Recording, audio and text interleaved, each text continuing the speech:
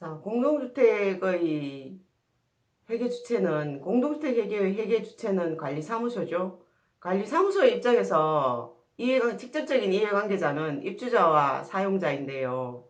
자, 관리사무소 입장에서 이제 입주자가 사용자와 구별되는 점은 입주자만이 부담하는 돈이 있죠. 자, 그 돈이 관리비 예치금과 장기수선 중단금이에요. 자, 관리비 예치금은 자, 입주자가 이제 매매했을 때, 소유권의 매매가 일어났을 때 찾아가는 돈이죠. 자기가 처음에 부담하고, 그죠? 소유권을 상실했을 때 찾아가는 돈인 반면에 장기수선 중단금은 뭐 그냥 부담하는 돈일 뿐인 거죠.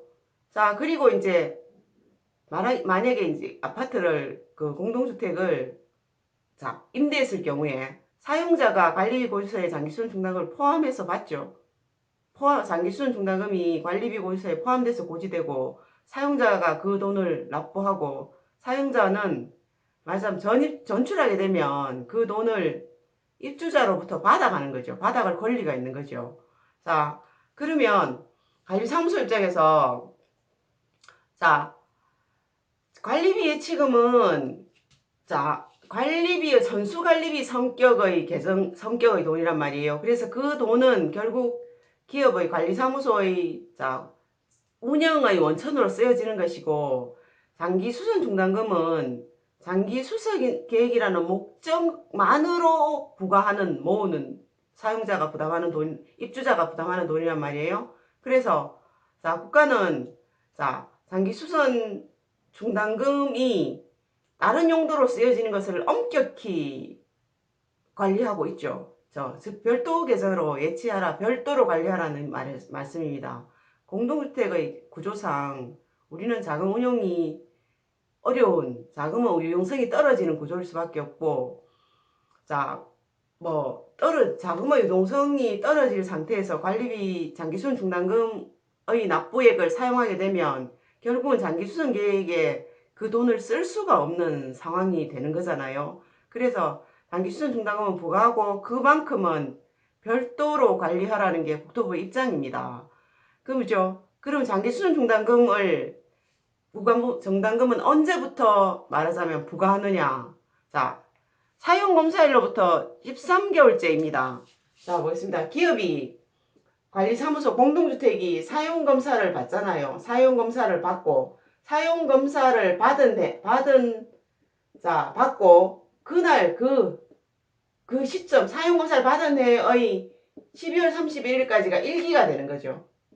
그러면 내년에 다음에 1월 1일에서 12월 31일까 다시 31일까지가 2기가 되는데, 자, 장기 수선 중단금 부과는 사용검사를 받은 해 다음에 사용검사를 받은 날이 속하는 달부터예요.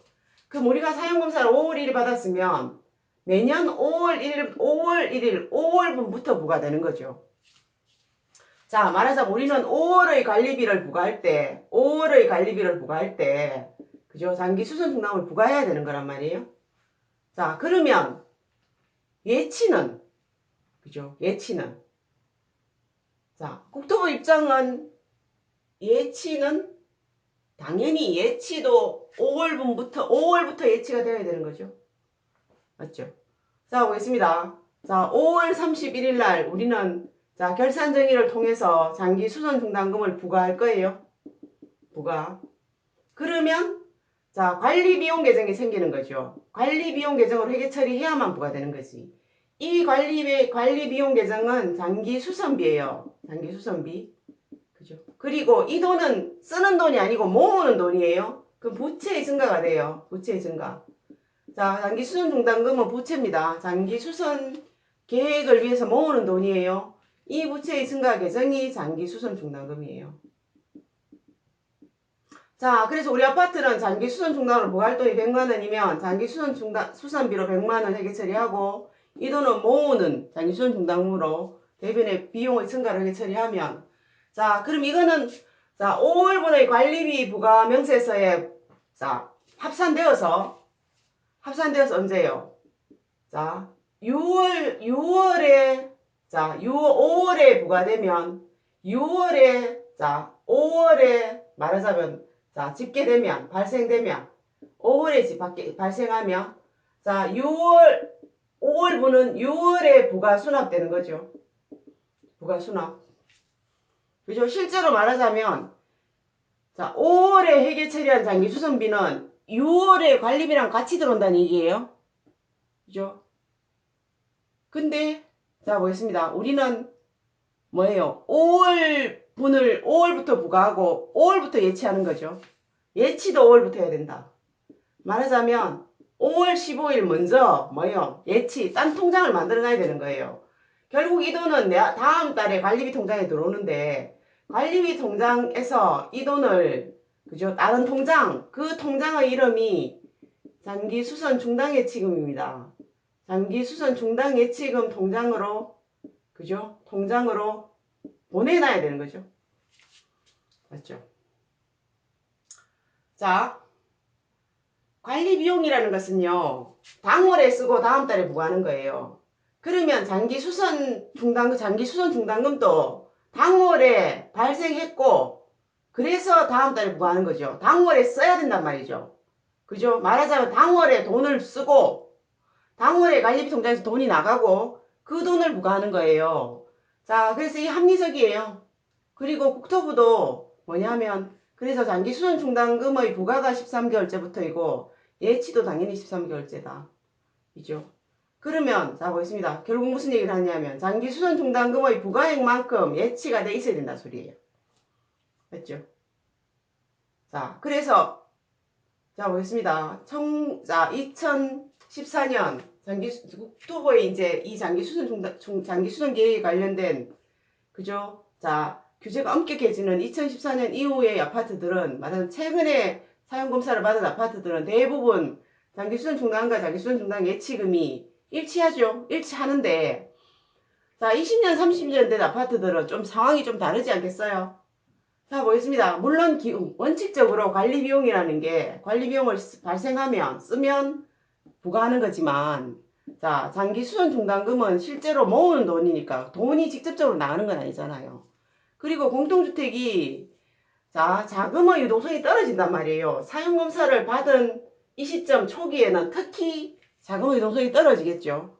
그래서 관행적으로 관리사무소는 자 예전에 20, 30년 전에는 관행적으로 장기수선 중단금의 부과는 당월에 13개월째 하고 그리고 예치는 이 돈이 관리비 통장에 들어오는 14개월째 하는 상황들이 왕왕 있었단 말이에요.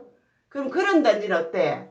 장기수선 중단금과 장기수선 중단 예치금이 한 달 정도의 차이가 있겠죠. 자, 한 달 정도의 차이는 실무상 관행적으로 있을 수 있다. 그 만약에 우리 아파트의 장기수선 중단금과 장기수선 중단 예치금의 차이가 있으면 내가 회계 담당자라면 그 원인을 알고 있어야 된다입니다. 맞죠? 결국 무슨 말씀을 드리냐면 장기수선 중단 예치금과 장기수선 중단금은 같이 가야 된다. 그죠? 같이 가야 된다. 자, 같이 다르면 그 원인을 회계 담당자라 알고 있어야 된다입니다. 그러면 우리가 보겠습니다. 우리가 뭐 30년 전 아파트를 30년 전부터 내가 근무하는 것도 아니고 업무를 하고 있는 건 아니잖아요. 그럼 우리가 업무 인수인계를 받았을 경우에는 자, 만약에 차이가 있으면 원인을 내가 알고는 있어야 되는 거잖아요. 그러면 계정을 비교하시면 됩니다. 총계정 원장을. 각각의 총계정 원장 계정 과목을 비교하면 돼요. 자, 연도별로. 자, 2020년 장기수선 중단금의 증가액과 장기수선 중단 예치금의 증가액이 같으면 되죠. 자, 2020년 같으면 2019년 증가액을 비교하죠. 같으면 되고. 자, 2018년 자, 같지 않죠. 그러면 2018년의 회계 처리를 자, 월별로 비교하면 되죠. 월별로 비교. 그러면 쉽게 생각보다 어렵지 않게 차이가 발생한 내용을 알 수가 있어요. 이를 알면 되고 맞추면 되고 우린 같이 가야 된다를 꼭 기억하셔야 됩니다. 그러면 자 보겠습니다. 장기수선 중단과 관련해서는 예치와 부과가 있고 자 장기수선 계획으로 공사를 하면 무조건 뭐예요? 통장의 돈은 여기서 나가야 되는 거죠. 장기수선 중단 예치금에서 나가야 되는 거예요. 통장의 돈은 예치금. 자 그리고 보겠습니다. 공사를 500만짜리 공사를 했으면 돈은 장기수선 중단 예치금에서 나가고 이거는 관리비용과 관련이 없잖아요. 장기수선 중단금을 없애줘야 돼요. 장기수선 중단금을 없애줘야 되고 자 같이 간단 말이에요. 잔액이 같이 간다 말씀드리는 거예요. 그리고 자 상황이 장기수선 중단금에서 이자가 발생한 상황이 있단 말이에요. 그거는 뭐냐면 장기수선 중단 예치금 통장에서 이자가 발생하는 거잖아요. 그럼 봐요. 장기수선 중단 예치금 통장에서 이자가 발생해요. 그럼 장기수선 중단 예치금이 10만원 늘어나면 이거는 결국 이자 수입인데 이 이자는 자 보겠습니다. 아파트가 국토부가 이 이자 수입, 잡수익의 사용을 엄격히 제한한 처분을 엄격히 제한한다. 이 이자 수입은 입주자 기여 수익이잖아요. 당연히 장기수선 중단금으로 처분해야 될 거거든요. 그래서 관리비 통장의 이자 수입은 공동기여 수익이고 장기수선 중단 예치금 통장의 이자 수입은 입주자 기여 수익이에요. 그래서 이 계정도 장기수선 중단 예치금 이자 수입 계정을 쓴단 말이에요. 110만원. 쓰면 어때? 자 보겠습니다. 쓰면 이 이자는 결국은 결산일에 이익의 처분을 통해서 장기수선 중단금으로 처분하는데 자 이거 이자를 결산일에 처분하면 장기수선 중단금과 장기수선 중단 예치금은 1년에 한 번만 잔액이 맞는 거잖아요. 아닌 거죠. 그래서 맞죠. 장기수선 중단금의 이자 수입은 이자가 발생할 때마다 이 돈만큼 장기수선 중단금을 늘려요. 그죠? 느리고 그럼 봐요. 차변은 뭐예요? 결국 이거는 뭐예요? 자, 잡수익의 발생이 관리의 수익이고 이거는 잡수익의 처분 사용인 거죠. 그러면 이자 수익에 대응되는 이자 비용 계정을 써요. 이 계정의 이름이 중단금 전입액인데 중단금 전입 이자 비용 계정이에요. 계정의 이름이.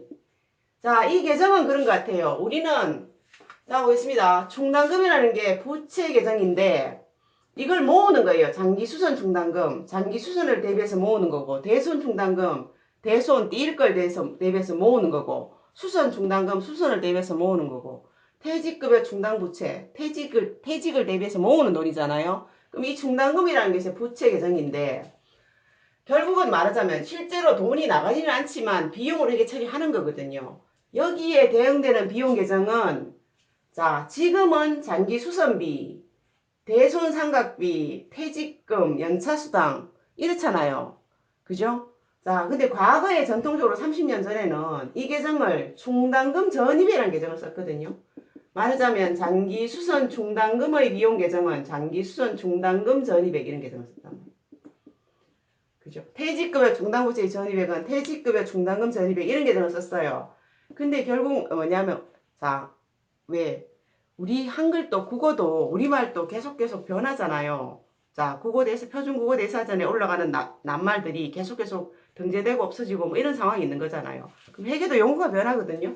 그래서 이 계정들이 지금 현재는 이렇게 길게 안 쓰고 중단금 전입액 이런 말을 안 쓰고 그냥 장기수선비, 대손 중단금 전입액 계정 안 쓰고 대손 상각비, 그죠? 감가상각 중단 전입액 계정 안 쓰고 감가상각비 이런 계정 쓴단 말이에요. 그래서 자 우리는 국토부에 우리 기준에 이제 세우고 있는 장기수선비 이런 계정을 쓰는데 이 이자비용 계정은 전통적으로 그런 계정에서 이런 용어들이 나온 것 같아요. 그래서 이자비용 계정이 중단금 전입 이자비용 계정이에요. 이 계정은 장기수선 중단금 중단예치금 이자 수익 계정에 대응되는 계정이죠. 그럼 결국 뭐예요? 이자가 발생했을 때도 장기수선 중단과 예치금의 잔액을 같이 가는 거죠. 맞죠? 그리고 장기수선 중단금이라면 자, 이익의 처분이 가능해요. 그죠? 공동주택이 잡수익의 처분을 엄격히 유지한다. 입주자 기여 수익만 장기수선 중단금을 처분할 수 있다죠. 그럼 봐요. 우리가 자, 입주자 기여 수익 우리가 잡수익 중에 미처분 이익여금 중에 자, 300만 원을 장기수선 300만 원의 입주자 기여 수익이어서 그만큼은 장기수선 중단금으로 처분할 수 있다. 장기수선 중단금으로 처분하잖아요. 그럼 이렇게 처분하죠. 그러면 처분 전 이익잉여금, 미처분 이익잉여금은 줄어들고 처분 자본을 감소하고 그 돈이 부채 증가가 되는 거죠. 공동주택만의 특징입니다. 이익을 처분했을 때, 자본을 처분했을 때 부채로 처분할 수 있다입니다. 그죠? 그럼 우리는 뭘 해야 돼요?